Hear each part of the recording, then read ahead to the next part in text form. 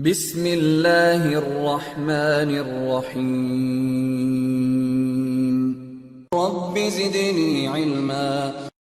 So the first thing we'll try to understand about the different types of switches. So when we talk about switches, there are two types of switches, manageable and unmanageable switches.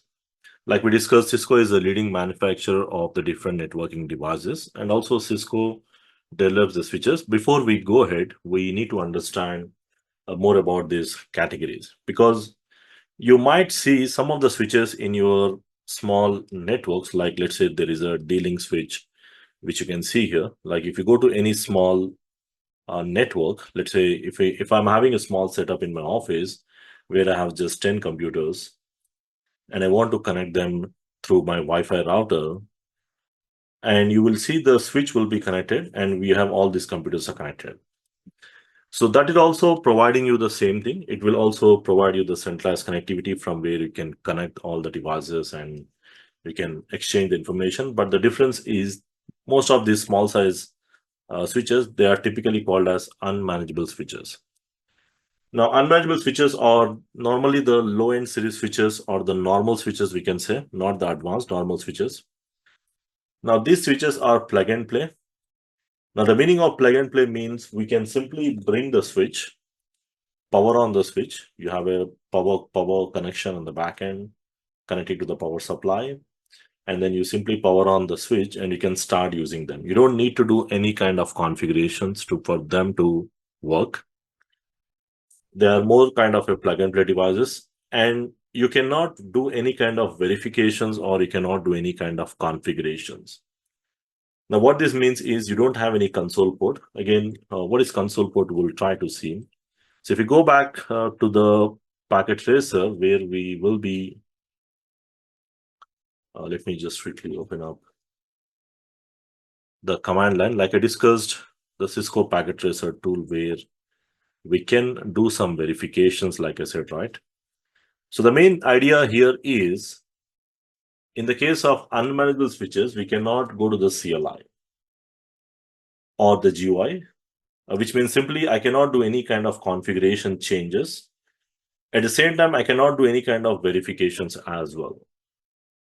Means you don't have any access to that. Means practically this device is not accessible for any kind of configurations.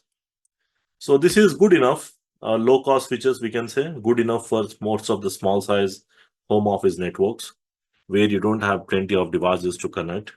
You just have 10, 15, 20 devices or 50 devices to connect. This is a good option. But when you go with a bigger scenarios, let's say if I'm going with any of the enterprise network. So when you talk about any enterprise LAN, what is enterprise LAN? Enterprise LAN typically a network which has more than hundreds of devices. Like if you take an example here, I got my enterprise network where we have a building, and in that building we have multiple floors, and each and every floor we got some computers connected. And roughly you can say like you have more than 200 plus devices connected in the LAN. Now here also I can use the normal switches as well, but the problem is the number of devices increases.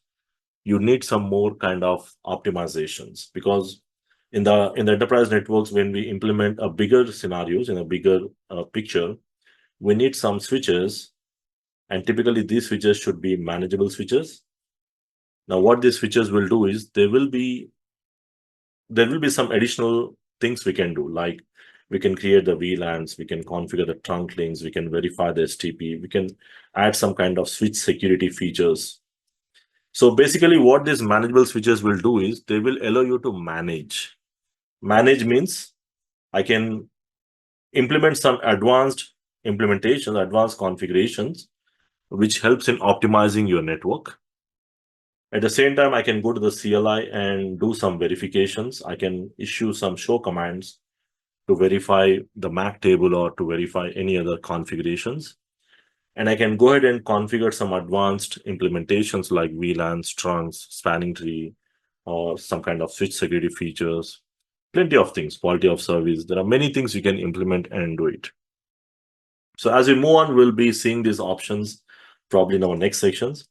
And most of the time here, whatever the switches we learn, they still do the same job for you.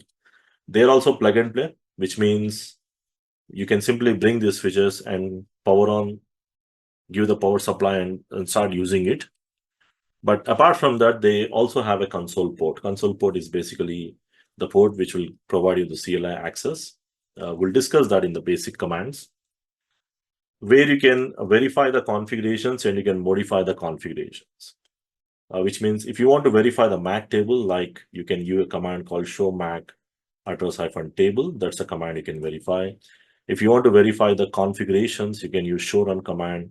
You can erase the configurations. You can do plenty of configurations and verifications you can do. And the main part why we use manageable switches is to manage them so that I can implement the most of the advanced switching technologies. Because these advanced switching technologies are required, especially the VLANs and trunking concepts, which we come up in the advanced switching. These concepts are required for optimization of your LAN. Because if you don't optimize your LAN, if you don't create the VLANs or trunking, those kind of things, and if you don't configure them, then it's going to make your network, it's going to impact the performance of your network. Okay, so that's the reason. So whatever the concepts from here onwards we are going to learn, it's more about the manageable switches, not much on the unmanageable switches, because unmanageable switches, if you know that it provides the connectivity, they just connect your network, and if you know just how they work, the MAC address and all, that's sufficient.